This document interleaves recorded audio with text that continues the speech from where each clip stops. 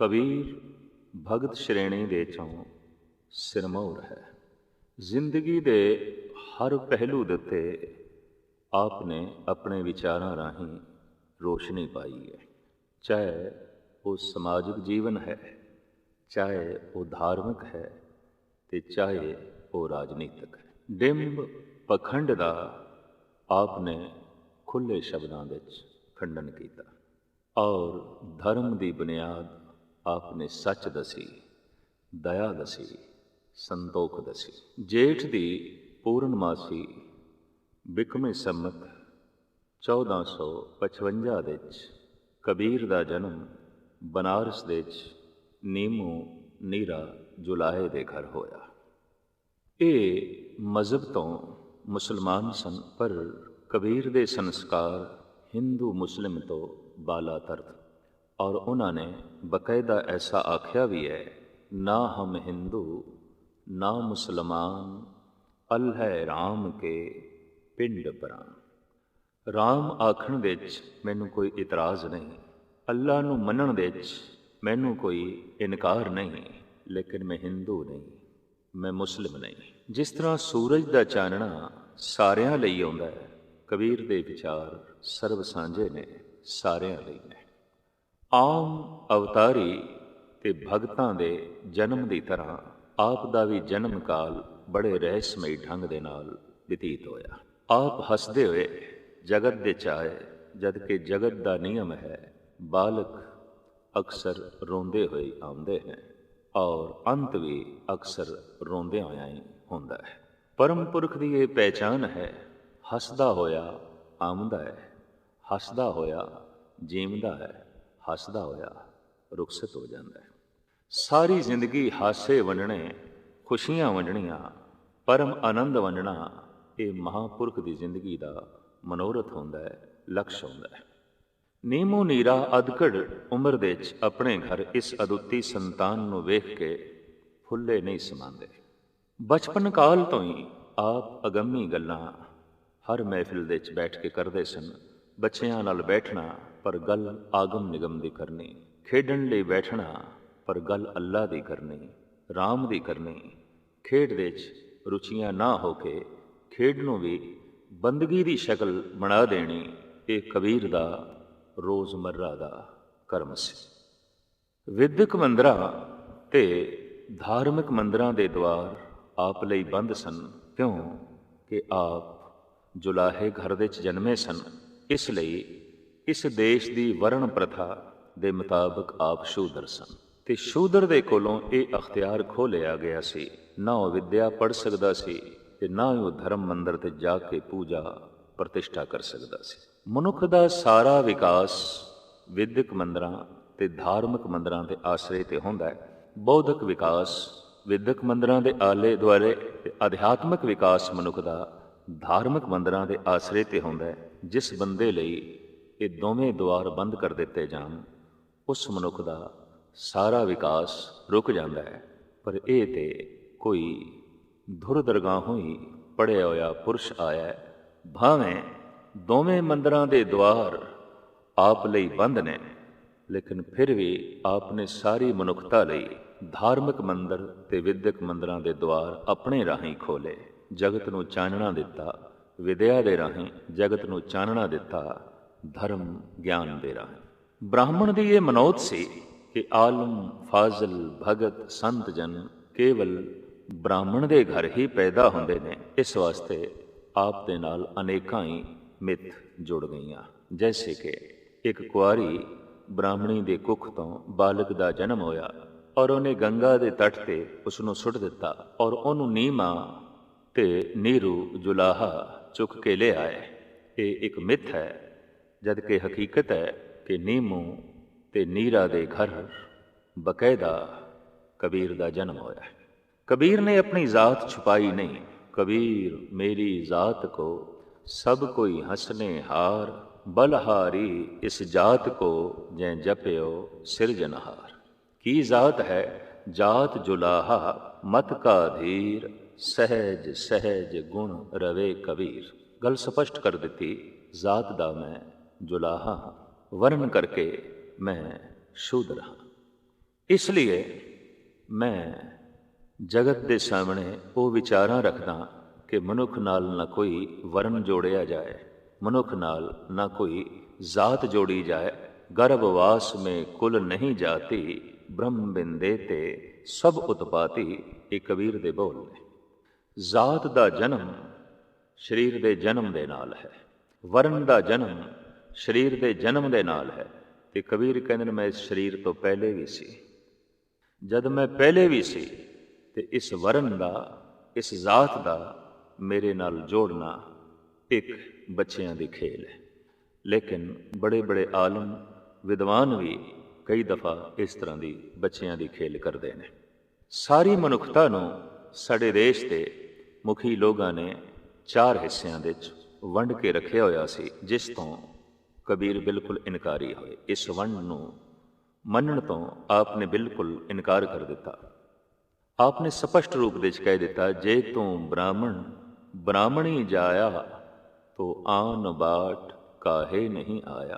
तुम कत ब्राह्मण हम कत सूद, हम कत लोहू तुम कत दूध। मेरे शरीर नूं कोई चीरे ते लहू निकलदा है, पर ऐ ब्राह्मण तेरे शरीर नूं कोई चीरे ते दुध थोड़ी निकलदा है, उस दे विच भी ते लहू ही निकलदा है। मेरे शरीर दे अंदर हड्ड मांस मिंज और दुर्गंधी इत्यादि है, तेरे शरीर दे विच भी ते यही कुछ है। शरीरक तल ते अपने ब्राह्मण होने का सबूत दे कि तेरे ते मेरे च फर्क की है। फर्क होंदा है मन दे च, फर्क होंदा है विचारां दे च, फर्क होंदा है सोचने दे च।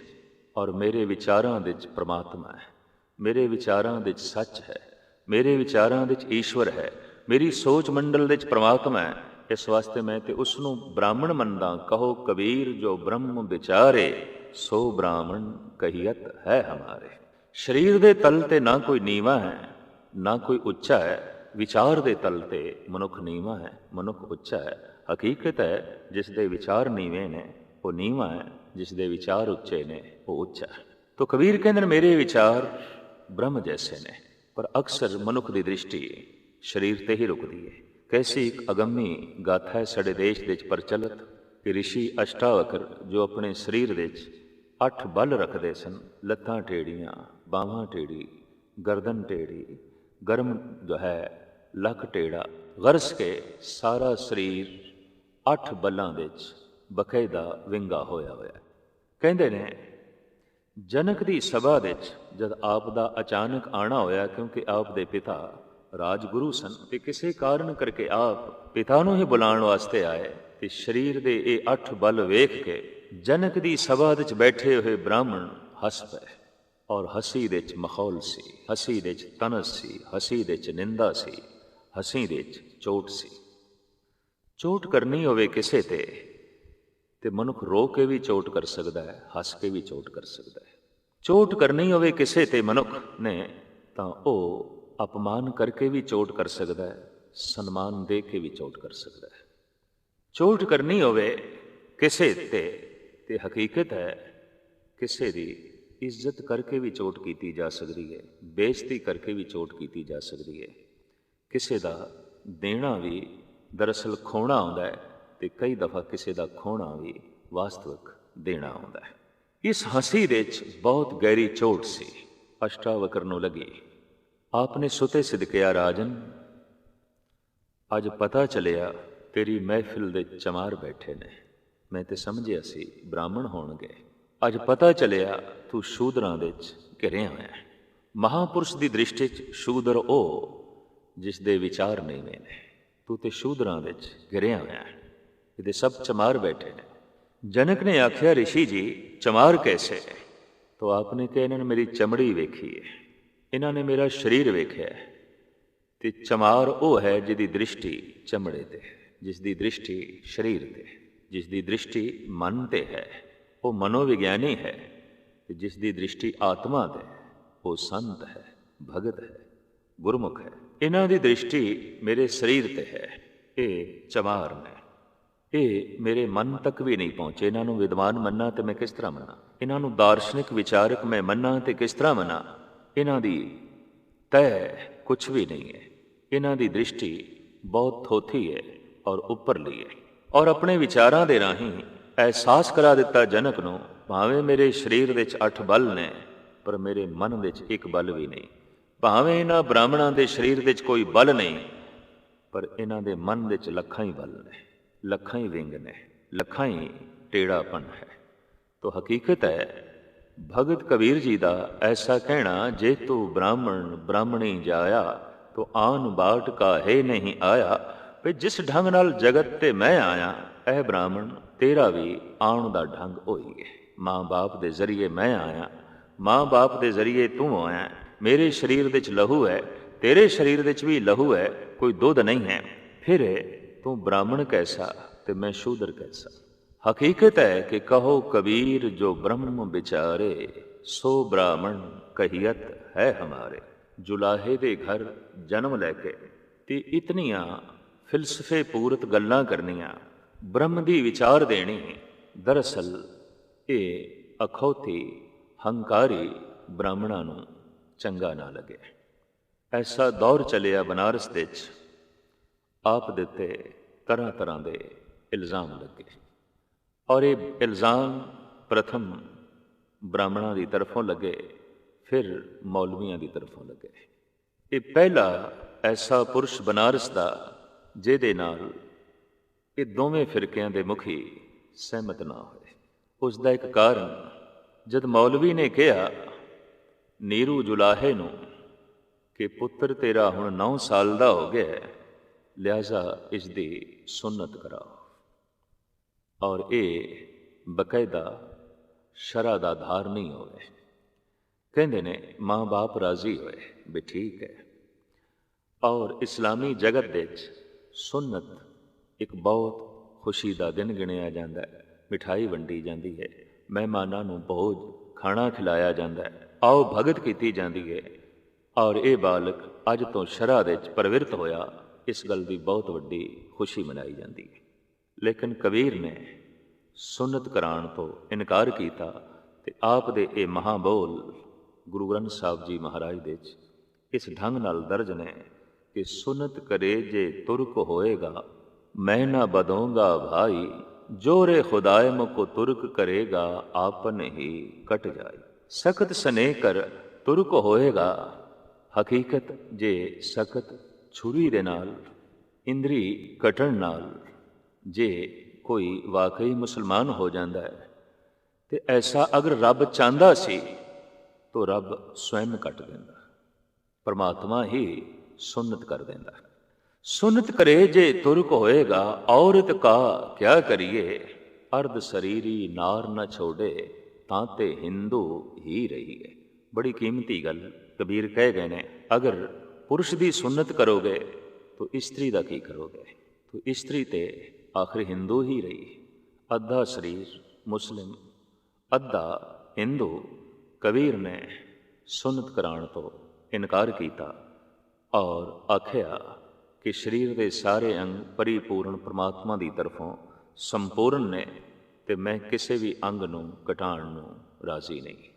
ਲੇਕਿਨ ਆਪ ਨੇ ਇਸ ਰਸਮ ਨੂੰ ਵੀ ਮੰਨਣ ਤੋਂ ਇਨਕਾਰ ਕੀਤਾ ਕਿ 9 ਸਾਲ ਦੇ ਬਾਲਕ ਨੂੰ ਜਦ ਜਗੋ ਪਵਿੱਤ ਕਰਾਇਆ ਜਾਂਦਾ ਹੈ ਤਾਂ ਆਪ ਇਸ ਸੰਬੰਧ ਵਿੱਚ ਵੀ ਕਹਿੰਦੇ ਨੇ, ਹਮ ਗਰ ਸੂਤ ਤਨੇ ਨਿਤ ਤਾਨਾ, ਕੰਠ ਜਨੇਊ ਤੁਮਾਰੇ, ਤੁਮ ਤੋ ਪੜਤੇ ਵੇਦ ਗਾਇਤਰੀ, ਗੋਬਿੰਦ ਹਿਰਦੇ ਹਮਾਰੇ। ਵੀ ਜਿਹੜਾ ਸੂਤਰ ਤੂੰ ਵੱਟ ਪਾ ਕੇ ਗਲ ਵਿੱਚ ਪਾ ਦੇਣਾ ਤੇ ਕਹਿੰਦਾ ਜਨੇਊ ਹੈ, ਇਹ ਸੂਤ ਸਾਡੇ ਘਰ ਵਿੱਚ ਕੱਤਿਆ ਜਾਂਦਾ, ਸਾਡੇ ਘਰ ਵਿੱਚ ਬਣਾਇਆ ਜਾਂਦਾ, ਅਸੀਂ ਬਣਾਉਂਦੇ ਹਾਂ। ਹਮ ਗਰ ਸੂਤ ਤਨੇ ਨਿਤ ਤਾਨਾ, ਕੰਠ ਜਨੇਊ ਤੁਮਾਰੇ। ਵੀ ਕਮਾਲ ਦੀ ਗੱਲ, ਸੂਤਰ ਅਸੀਂ ਬਣਾਉਂਦੇ ਹਾਂ ਤੇ ਕੰਠ ਵਿੱਚ ਤੁਸੀਂ ਪਾ ਕੇ ਬ੍ਰਾਹਮਣ ਹੋ ਜਾਂਦੇ ਹੋ, ਜਦ ਕਿ ਬਣਾਉਂਦੇ ਅਸੀਂ ਹਾਂ। ਇਸ ਸੂਤ ਨੂੰ ਕੱਤਦੇ ਹਸਤੇ ਹਾਂ ਅਸੀਂ ਹਾਂ। ਤੁਮ ਤੋਂ ਪੜ੍ਹਤੇ ਵੇਦ ਗਾਇਤਰੀ, ਗੋਬਿੰਦ ਹਿਰਦੇ ਹਮਾਰੇ। ਜਿਸ ਲਈ ਤੁਸੀਂ ਵੇਦ ਪੜ੍ਹਦੇ ਹੋ, ਗਾਇਤਰੀ ਦਾ ਜਾਪ ਕਰਦੇ ਹੋ, ਉਹ ਗੋਬਿੰਦ ਮੇਰੇ ਹਿਰਦੇ ਵਿੱਚ, ਉਹ ਮੇਰੇ ਰੋਮ ਰੋਮ ਵਿੱਚ ਵਸਿਆ ਹੋਇਆ ਹੈ। ਇਸ ਤਰੀਕੇ ਨਾਲ ਦੋ ਫਿਰਕਿਆਂ ਦੇ ਧਾਰਮਿਕ ਮੁਖੀ, ਅਖੌਤੀ ਧਾਰਮਿਕ ਮੁਖੀ ਕਬੀਰ ਦੇ ਮੁਖਾਲਫ ਹੋਏ। ਔਰ ਇਸ ਤਰ੍ਹਾਂ ਦੇ ਫੋਕੇ ਧਾਰਮਿਕ ਬੰਦਿਆਂ ਦੀ ਮੁਖਾਲਫਤ ਕਈ ਦਫਾ ਬਹੁਤ ਵੱਡੇ ਦੁੱਖ ਤੇ ਪੀੜਾ ਨੂੰ ਜਨਮ ਦਿੰਦੀ ਹੈ। ਆਖਿਰ ਉਹ ਵੀ ਵਕਤ ਆ ਗਿਆ ਕਿ ਸਿਕੰਦਰ ਲੋਧੀ ਨੇ ਔਖੇ ਹੋ ਕੇ ਕਬੀਰ ਨੂੰ ਤਰ੍ਹਾਂ ਤਰ੍ਹਾਂ ਦੇ ਤਸੱਈਏ ਦੇਣੇ ਸ਼ੁਰੂ ਕੀਤੇ, ਔਰ ਉਹ ਵੀ ਸਮਾਂ ਆ ਗਿਆ ਕਿ ਦੂਸਰੇ ਫਿਰਕੇ ਦੇ ਮੁਖੀਆਂ ਨੇ ਕਬੀਰ ਦੇ ਘਰ ਨੂੰ ਅੱਗ ਲਾ ਦਿੱਤੀ। ਬਨਾਰਸ ਵਿੱਚ ਆਪ ਦੀ ਝੁੱਗੀ ਜਲ ਗਈ, ਖੱਡੀ ਜਲ ਗਈ, ਬੁਣਿਆ ਹੋਇਆ ਕੱਪੜਾ ਜਲ ਗਿਆ, ਔਰ ਅੱਧੀ ਰਾਤ ਦੇ ਵਕਤ ਕਬੀਰ ਦੇ ਘਰ ਨੂੰ ਅੱਗ ਲਾਈ ਗਈ। ਕਬੀਰ ਗੰਗਾ ਦੇ ਤੱਟ ਤੇ ਬੈਠਾ ਸੀ। ਆਪ ਦਾ ਲੜਕਾ ਕਮਾਲ, ਜੋ ਵਾਕਈ ਕਮਾਲ ਸੀ, ਜੀਵਨ ਵਿੱਚ ਜ਼ਿੰਦਗੀ ਦੇ ਹਰ ਪਹਿਲੂ ਵਿੱਚ ਕਮਾਲ ਦਿਖਾਣਾ ਹੀ ਉਸ ਦਾ ਕਮਾਲ ਸੀ। ਉਹ ਭੱਜਿਆ ਹੋਇਆ ਗਿਆ ਗੰਗਾ ਦੇ ਤੱਟ ਤੇ ਭਗਤ ਜੀ ਆਪਣੇ ਪਿਤਾ ਨੂੰ ਕਹਿਣ ਲੱਗਾ, ਬਾਪੂ ਘਰ ਨੂੰ ਅੱਗ ਲੱਗ ਗਈ ਹੈ, ਝੁੱਗੀ ਜਲ ਗਈ ਹੈ, ਖੱਡੀ ਜਲ ਗਈ ਹੈ, ਸਾਰਾ ਸਮਾਨ ਜਲ ਕੇ ਰਾਖ ਹੋ ਗਿਆ ਹੈ, ਸਾਡੇ ਮਕਾਨ ਨੂੰ ਜਲਾ ਕੇ ਖਾਕ ਕਰ ਦਿੱਤਾ ਗਿਆ ਹੈ। ਕਬੀਰ ਕਿਸੇ ਮੌਜ 'ਚ ਬੈਠੇ ਸਨ, ਕਿਸੇ ਅਗੰਮੀ ਰਸ ਵਿੱਚ ਬੈਠੇ ਸਨ। ਆਪ ਨੇ ਫੌਰਨ ਕਹਿ ਦਿੱਤਾ, ਰਾਮ ਜਪਤ ਤਨ ਜਰ ਕੀ ਨਾ ਜਾਏ, ਰਾਮ ਨਾਮ ਚਿਤ ਰਹਿਓ ਸਮਾਏ। ਐ ਮੇਰੇ ਬੇਟੇ, ਜਿਸ ਮਸਤੀ ਵਿੱਚ ਮੈਂ ਲੀਨ ਹਾਂ, ਜਿਸ ਰੰਗ ਵਿੱਚ ਮੈਂ ਬੈਠਾ ਹਾਂ, ਮੇਰੇ ਤਨ ਨੂੰ ਵੀ ਕੋਈ ਅੱਗ ਲਾ ਦੇਵੇ ਤਾਂ ਵੀ ਪਰਵਾਹ ਨਹੀਂ, ਕੋਈ ਗੱਲ ਨਹੀਂ। ਜਿਸ ਮੌਜ ਵਿੱਚ ਮੈਂ ਬੈਠਾ ਹਾਂ, ਇਸ ਮੌਜ ਨੂੰ ਕੋਈ ਅੱਗ ਨਹੀਂ ਲਾ ਸਕਦਾ। ਜਿਸ ਆਨੰਦ ਵਿੱਚ ਮੈਂ ਬੈਠਾ ਹਾਂ, ਇਸ ਨੂੰ ਕੋਈ ਜਲਾ ਨਹੀਂ ਸਕਦਾ, ਇਹਨੂੰ ਕੋਈ ਸਾੜ ਨਹੀਂ ਸਕਦਾ। ਤੇ ਜਿਹੜੀਆਂ ਚੀਜ਼ਾਂ ਸੜ ਗਈਆਂ ਨੇ, ਕੋਈ ਗੱਲ ਨਹੀਂ, ਇਹ ਫਿਰ ਬਣ ਜਾਣਗੀਆਂ, ਇਸ ਦੀ ਚਿੰਤਾ ਕਰਨ ਦੀ ਲੋੜ ਨਹੀਂ। ਔਰ ਮੈਨੂੰ ਤੇ ਐਸਾ ਮਹਿਸੂਸ ਹੁੰਦਾ ਹੈ, ਇਹ ਅੱਗ ਵੀ ਪ੍ਰਭੂ ਆਪ ਹੈ, ਇਹ ਪਵਨ ਵੀ ਪ੍ਰਭੂ ਆਪ ਹੈ। ਆਪੇ ਪਾਵਕ ਆਪੇ ਪਵਨਾ, ਜਾਰੇ ਖਸਮ ਤਾਂ ਰਾਖੇ ਕਵਨਾ। ਜ਼ਰਰੇ ਜ਼ਰਰੇ ਵਿੱਚ ਪ੍ਰਭੂ ਦੇ ਦਰਸ਼ਨ ਕਰਨੇ ਔਰ ਉਸ ਦਾ ਦਰਸ਼ਨ ਕਰਾਉਣਾ, ਇਹੀ ਰੋਜ਼ਮਰਾ ਦੀ ਜ਼ਿੰਦਗੀ ਦਾ ਕਰਤੱਵ ਬਣ ਗਿਆ। ਤੋ ਸਿਕੰਦਰ ਲੋਧੀ ਦੀ ਮੁਖਾਲਫਤ ਵੀ ਆਪਣਾ ਰੰਗ ਲਿਆਈ, ਔਰ ਇਹ ਮੁਖਾਲਫਤ ਸਿਰਫ ਇਸ ਵਾਸਤੇ ਸੀ ਕਿ ਜਿੱਥੇ ਉਹ ਹਿੰਦੂ ਤੱਤ ਦੀ ਸ਼ਰ੍ਹਾ ਦਾ ਧਾਰਨੀ ਨਹੀਂ ਸੀ, ਉੱਥੇ ਮੁਸਲਿਮ ਸ਼ਰ੍ਹਾ ਦਾ ਵੀ ਧਾਰਨੀ ਨਹੀਂ ਸੀ।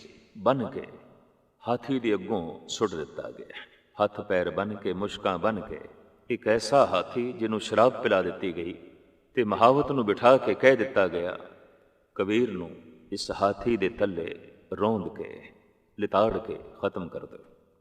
ਪਰ ਕਮਾਲ ਦਾ ਉਹ ਹਾਥੀ, ਉਸਨੇ ਸੂੰਡ ਦੇ ਨਾਲ ਕਬੀਰ ਨੂੰ ਚੁੱਕਿਆ, ਕਬੀਰ ਨੂੰ ਮੱਥਾ ਟੇਕਿਆ।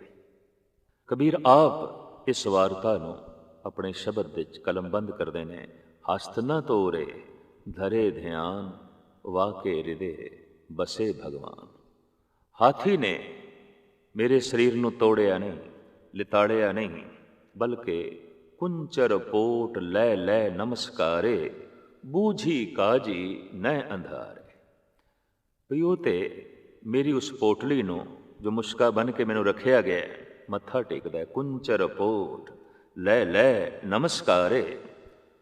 ਆਮ ਸਿਆਣਿਆਂ ਦਾ ਚਿੰਤਨ ਐਸਾ ਕਹਿੰਦਾ ਹੈ, ਗਊ, ਹਾਥੀ, ਹੰਸ, ਮੋਰ, ਕੁੱਤਾ ਔਰ ਘੋੜਾ ਇਹ ਮਨੁੱਖ ਦੇ ਬਹੁਤ ਨੇੜੇ ਨੇ। ਇਹ ਸੋਚਦੇ ਨੇ, ਇਹਨਾਂ ਦੇ ਅੰਦਰ ਸੋਚ ਦਾ ਮਾਦਾ ਉਤਪੰਨ ਹੋ ਸਕਦਾ ਹੈ ਜਾਂ ਉਤਪੰਨ ਹੋ ਗਿਆ ਹੈ।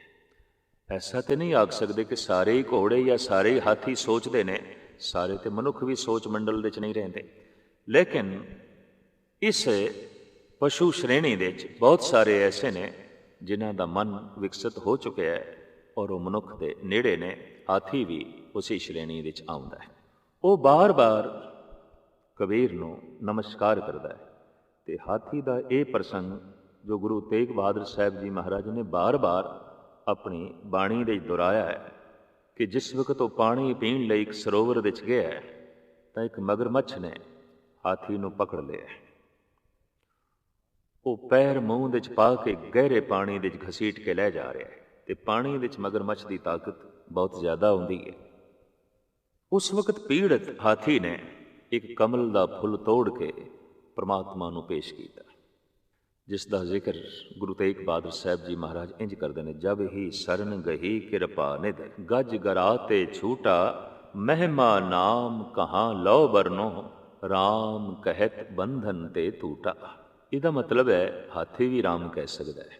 ਇਹਦਾ ਮਤਲਬ ਹੈ ਕਿ ਹਾਥੀ ਵੀ ਰਾਮ ਬਾਰੇ ਸੋਚ ਸਕਦਾ ਹੈ, ਹਾਥੀ ਵੀ ਈਸ਼ਵਰ ਦਾ ਚਿੰਤਨ ਕਰ ਸਕਦਾ ਹੈ। ਔਰ ਗੁਰੂ ਗ੍ਰੰਥ ਸਾਹਿਬ ਜੀ ਮਹਾਰਾਜ ਦੇ 'ਚ ਇੱਕ ਥਾਂ ਤੇ ਨਹੀਂ, ਅਨੇਕਾਂ ਥਾਵਾਂ ਤੇ ਇਹ ਉਦਾਹਰਣ ਆਇਆ ਹੈ। ਭਾਈ ਗੁਰਦਾਸ ਜੀ ਨੇ ਵੀ ਇਸ ਦਾ ਜ਼ਿਕਰ ਕੀਤਾ ਹੈ। ਦੁਖਤ ਗਜਿੰਦ ਅਰਬਿੰਦ ਗਏ ਭੇਟ ਰਾਖੇ, ਤਾਂ ਕਿ ਕਾਜੇ ਚੱਕਰ ਪਾਣ ਆਣ ਗ੍ਰਸੇ ਗ੍ਰਾਹ ਜੀ। ਭਾਈ ਸਾਹਿਬ ਕਹਿੰਦੇ ਨੇ ਦੁਖਤ ਅਵਸਥਾ ਦੇ ਵਿੱਚ ਹਾਥੀ ਨੇ ਕਮਲ ਦਾ ਫੁੱਲ ਪ੍ਰਭੂ ਨੂੰ ਭੇਟ ਕੀਤਾ, ਅਰਦਾਸ ਕੀਤੀ, ਹੇ ਪ੍ਰਭੂ ਮੇਰੀ ਰੱਖਿਆ ਕਰ। ਅਤੀ ਵਿਪਤਾ ਦੇ ਵਿੱਚ ਫਸੇ ਹੋਏ ਕਈ ਦਫਾ ਪਸ਼ੂ ਵੀ ਗੈਬੀ ਸ਼ਕਤੀ ਨੂੰ ਪੁਕਾਰਦੇ ਨੇ, ਕਿਉਂਕਿ ਉਹਨਾਂ ਕੋਲ ਉਸ ਗੈਬੀ ਸ਼ਕਤੀ ਤੋਂ ਇਲਾਵਾ ਹੋਰ ਕੋਈ ਆਸਰਾ ਨਹੀਂ ਰਹਿੰਦਾ, ਹੋਰ ਕੋਈ ਸਹਾਰਾ ਨਹੀਂ ਰਹਿੰਦਾ। ਅਗਰ ਹਾਥੀ ਐਸਾ ਸੋਚ ਸਕਦਾ ਹੈ ਤਾਂ ਹਾਥੀ ਫਿਰ ਮਨੁੱਖ ਦੇ ਬਹੁਤ ਨੇੜੇ ਹੈ। ਤੇ ਕਬੀਰ ਨੇ ਜੋ ਆਪਣੀ ਬਾਣੀ ਦੇ ਵਿੱਚ ਇਹ ਵਾਰਤਾ ਕਲਮਬੰਦ ਕੀਤੀ ਹੈ, ਤੇ ਕਬੀਰ ਨੂੰ ਹੋਇਆ ਕੋਈ ਬਹੁਤ ਲੰਬਾ ਅਰਸਾ ਨਹੀਂ ਹੋਇਆ, 600 ਸਾਲ ਦਾ ਸਮਾਂ ਬਤੀਤ ਹੋਇਆ ਜਦ ਕਿ ਘਟਨਾ ਘਟੀ ਹੈ। ਕੁੰਚਰ ਪੋਟ ਲੈ ਲੈ ਨਮਸਕਾਰੇ, ਬੂਝੀ ਕਾਜੀ ਨਹਿ ਅੰਧਿਆਰੇ। ਕਬੀਰ ਕਹਿੰਦੇ ਨੇ ਕਮਾਲ ਦੀ ਗੱਲ, ਹਾਥੀ ਦੀ ਅੱਖਾਂ ਖੁੱਲੀਆਂ ਨੇ, ਉਹ ਮੇਰੀ ਅਸਲੀਅਤ ਵੇਖ ਰਿਹਾ ਹੈ, ਪਰ ਕਾਜ਼ੀ ਨੂੰ ਤੇ ਸਿਕੰਦਰ ਲੋਧੀ ਨੂੰ ਅਸਲੀਅਤ ਨਹੀਂ ਦਿਖਾਈ ਦਿੰਦੀ। ਔਖਾ ਹੋ ਗਿਆ ਸਿਕੰਦਰ ਲੋਧੀ ਵੀ ਹਾਥੀ ਨੇ ਤੋੜਿਆ ਨਹੀਂ, ਹਾਥੀ ਨੇ ਕੁਚਲਿਆ ਨਹੀਂ, ਹਾਥੀ ਨੇ ਕਬੀਰ ਨੂੰ ਖਤਮ ਨਹੀਂ ਕੀਤਾ। ਤਾਂ ਅਹਿਲਕਾਰਾਂ ਨੂੰ ਕਿਹਾ ਇਹਨੂੰ ਚੁੱਕ ਕੇ ਗੰਗਾ 'ਚ ਸੁੱਟ ਦਿਓ। ਗੰਗਾ ਆਪਣੇ ਜੋਬਨ ਤੇ ਚੜੀ ਹੋਈ ਸੀ, ਭਾਦਰੋਂ ਦਾ ਮਹੀਨਾ ਸੀ, ਅਥਾਹ ਪਾਣੀ ਵਗ ਰਿਹਾ ਸੀ। ਆਖਿਰ ਕਬੀਰ ਨੂੰ ਚੁੱਕ ਕੇ ਗੰਗਾ ਦੇ ਗਹਿਰੇ ਪ੍ਰਵਾਹ ਦੇ ਵਿੱਚ ਸੁੱਟ ਦਿੱਤਾ ਗਿਆ। ਆਪ ਦੇ ਉੱਥੇ ਵੀ ਬਹੁਤ ਸੁੰਦਰ ਬੋਲ ਨੇ ਜੋ ਗੁਰੂ ਗ੍ਰੰਥ ਸਾਹਿਬ ਜੀ ਮਹਾਰਾਜ ਦੇ ਵਿੱਚ ਦਰਜ ਨੇ। ਗੰਗਾ ਕੀ ਲਹਿਰ ਮੇਰੀ ਟੂਟੀ ਜ਼ੰਜੀਰ, ਮ੍ਰਿਗ ਛਾਲਾ ਪਰ ਬੈਠੇ ਕਬੀਰ। ਜਿਹੜੀਆਂ ਲਹਿਰਾਂ ਬੰਦੇ ਨੂੰ ਡੋਬ ਕੇ ਰੱਖ ਦਿੰਦੀਆਂ ਨੇ, ਉਹਨਾਂ ਲਹਿਰਾਂ ਨੇ ਕਬੀਰ ਦੀਆਂ ਜ਼ੰਜੀਰਾਂ ਹੀ ਤੋੜ ਦਿੱਤੀਆਂ। ਇਸ ਨੂੰ ਇੱਕ ਉਰਦੂ ਦਾ ਸ਼ਾਇਰ ਇੰਜ ਕਹਿੰਦਾ ਹੈ, ਫਾਨੂਸ ਬਨ ਕੇ ਜਿਸ ਕੀ ਹਿਫਾਜ਼ਤ ਹਵਾ ਕਰੇ, वो शमा कब बुझे जिसे रोशन खुदा करे। हवा ही जिस दीवे दी हिफाजत करे, उस दीवे नूं कौन बुझाएगा। लहरां ही जिस मनुख नूं पारले कंडे ते लै जान, किनारे ते लाण, उस बंदे नूं डोबना बड़ा औखा है। दुख ही जिस बंदे नूं ज्ञान दे जान, शिक्षा दे जान और भव सागर तो पार होण दी प्रेरणा दे जान, ऐसे बंदे नूं दुखी करना बहुत औखा है। ऐसे बंदे नूं पीड़ित करना बहुत औखा है। सियाणा बंदा ते जिंदगी दे हर दुख तो नवां अनुभव लैंदा है, नवीं प्रेरणा लैंदा है, नवीं शिक्षा लैंदा है, नवीं दीक्षा लैंदा है। तो आप कहंदे ने गंगा की लहर मेरी टूटी जंजीर, मृग छाला पर बैठे कबीर। और आप साफ कहंदे ने मन न डरे तन काहे को डिगाए, चरण कमल चित रहो समाए। मन प्रभु ਦੇ ਚਰਨ ਨਾਲ ਐਸਾ ਜੁੜਿਆ ਤੇ ਜਦ ਮਨ ਡਰਦਾ ਹੀ ਨਹੀਂ ਤੇ ਇਹ ਸਿਕੰਦਰ ਸਰੀਰ ਦੇ ਭਾਵੇਂ ਤੂੰ ਟੁਕੜੇ ਟੁਕੜੇ ਕਰ ਦੇ, ਸਰੀਰ ਦੇ ਭਾਵੇਂ ਤੂੰ ਪੁਰਜ਼ੇ ਪੁਰਜ਼ੇ ਕਰ ਦੇ, ਇਹ ਸਿਕੰਦਰ ਲੋਧੀ ਮੈਂ ਸਰੀਰ ਦੇ ਤਲ ਤੋਂ ਉੱਚਾ ਜੀ ਰਿਹਾ। ਸਰੀਰ ਨੂੰ ਭਾਵੇਂ ਤੂੰ ਡੋਬ ਦੇ, ਸਰੀਰ ਨੂੰ ਭਾਵੇਂ ਤੂੰ ਕੱਟ ਦੇ, ਸਰੀਰ ਨੂੰ ਭਾਵੇਂ ਤੂੰ ਛਲਣੀ ਕਰ ਦੇ, ਸਰੀਰ ਦੇ ਭਾਵੇਂ ਤੂੰ ਪੁਰਜ਼ੇ ਪੁਰਜ਼ੇ ਕਰ ਦੇ, ਮੇਰਾ ਮਨ ਡਰਦਾ ਹੀ ਨਹੀਂ। ਵਾਕਈ ਵੱਡੇ ਵੱਡੇ ਕੰਮ ਸੰਸਾਰ ਵਿੱਚ ਉਹਨਾਂ ਮਨੁੱਖਾਂ ਨੇ ਕੀਤੇ ਨੇ ਜੋ ਸਰੀਰ ਦੇ ਤਲ ਤੋਂ ਥੋੜ੍ਹਾ ਜਿਹਾ ਉੱਚਾ ਜੀਵਦੇ ਨੇ, ਜੋ ਸਰੀਰ ਦੇ ਮੋਹ ਦੇ 'ਚ, ਸਰੀਰ ਦੀ ਪਕੜ ਦੇ 'ਚ ਜੀਵਦੇ ਨੇ। ਖਿਮਾ ਕਰਨੀ ਉਹ ਮਨੁੱਖ ਕਦੀ ਵੀ ਸੰਸਾਰ ਦੇ 'ਚ ਕੋਈ ਖਾਸ ਕੰਮ, ਮਹਾਨ ਕੰਮ ਨਹੀਂ ਕਰ ਸਕੇ ਔਰ ਹਮੇਸ਼ਾ ਹੀ ਜ਼ਿੰਦਗੀ ਦੀ ਦੌੜ ਦੇ 'ਚ ਪਛੜੇ ਜੋ ਹੈ ਰਹਿ ਜਾਂਦੇ ਨੇ। ਤੋ ਭਗਤ ਕਬੀਰ ਹਰ ਫਿਰਕੇ ਨੂੰ, ਹਰ ਤਬਕੇ ਨੂੰ ਸੱਚ ਦਾ ਉਪਦੇਸ਼, ਸੱਚ ਦਾ ਸੰਦੇਸ਼ ਦਿੰਦੇ ਹੋਇਆਂ ਆਪਣੀ ਜ਼ਿੰਦਗੀ ਬਤੀਤ ਕਰ ਰਹੇ ਨੇ। ਬਿਰਧ ਹੋ ਗਏ, ਬੁਢਾਪਾ ਹੋ ਗਿਆ ਤੇ ਆਪ ਨੇ ਬਨਾਰਸ ਛੱਡਣ ਦਾ ਫੈਸਲਾ ਕੀਤਾ। ਸਗਲ ਜਨਮ ਸਿਵਪੁਰੀ ਬਿਤਾਇਆ, ਮਰਤੀ ਬਾਰ ਮਗਹਰ ਉੱਠਦਾਇਆ। ਆਪ ਸਵੈਮ ਕਹਿੰਦੇ ਨੇ ਕਿ ਮੇਰਾ ਅੰਤਿਮ ਸਮਾਂ ਜਦ ਆਇਆ ਤਾਂ ਮੈਂ ਮਗਹਰ ਚਲਾ ਗਿਆ। ਕਿਉਂ? ਜੋ ਤਨ